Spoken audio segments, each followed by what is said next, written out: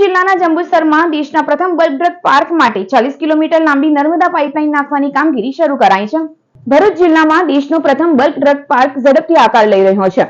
રાજ્યસભામાં સાંસદ ગોવિંદ ધોળકિયાના કામની પ્રગતિ અંગેના પ્રશ્નના જવાબમાં કેન્દ્રીય મંત્રી અનુપ્રિયા પટેલે જણાવ્યું હતું કે પ્રોજેક્ટ માટેની વિવિધ આધારભૂત સુવિધાઓનું કામ શરૂ થઈ ગયું છે અને હવે નર્મદા નહેરમાંથી પાણી લાવવા માટે 40 કિલોમીટર લાંબી પાઇપલાઇન નાખવાની કામગીરી પણ શરૂ કરવામાં આવી છે. ભરૂચ જિલ્લાના જંબુસર નજીક આશરે 1000 એકર વિસ્તારમાં વિકસાવાતો આ પાર્ક ફાર્માસ્યુટિકલ ક્ષેત્રે ગુજરાતનો વૈશ્વિક હબ બનવામાં મહત્વની ભૂમિકા ભજવશે. કોરોના બાદ કેન્દ્ર અને રાજ્ય સરકાર દ્વારા આ પ્રોજેક્ટને પ્રાથમિકતા આપવામાં આવી હતી.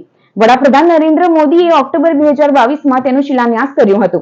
કેન્દ્રીય મંત્રીએ રાજ્યસભામાં રજૂ કરેલી વિગતો મુજબ પ્રોજેક્ટને ફેબ્રુઆરી 2024માં પર્યાવરણીય મંજૂરી મળી ચૂકી છે. રસ્તા, ડ્રેનેજ, પાણી પુરવઠા, વેસ્ટ મેનેજમેન્ટ સહિતની કોમન ઇન્ફ્રાસ્ટ્રક્ચર માટેના મોટા ભાગના સિવિલ ટેન્ડરો ફાળવાઈ ચૂક્યા છે અને કામ પૂર્ણતાની નજીક છે. કોમન ઇન્ફ્લુએન્ટ ટ્રીટમેન્ટ પ્લાન્ટ CETP અને સોલ્વેન્ટ રિકવરી સુવિધાની કામગીરી શરૂ થઈ ગઈ છે.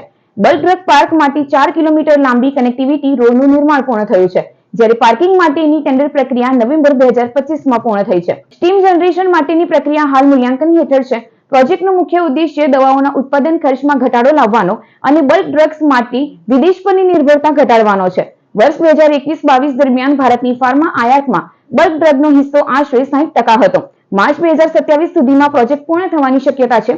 પાર્ક કાર્યરત બન્યા બાદ હજારો લોકોને સીધી અને પરોક્ષ રોજગારી મળશે તેમજ ગુજરાત ફાર્મા ક્ષેત્રે વૈશ્વિક સ્તરે વધુ મજબૂત બનશે.